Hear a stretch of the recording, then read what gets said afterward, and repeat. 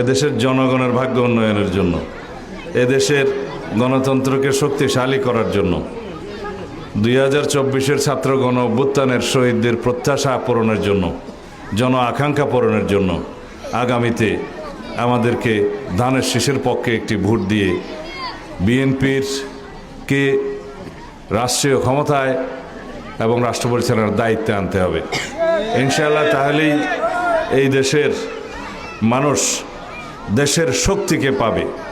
BNP এই দেশের মানুষের, গণমানুষের রাজনৈতিক দল। বিএনপির যা কিছু উন্নয়ন পরিকল্পনা, রাষ্ট্র ভাবনা, দেশের নিরাপত্তার ভাবনা সব কিছু এই দেশকে কেন্দ্র করেই।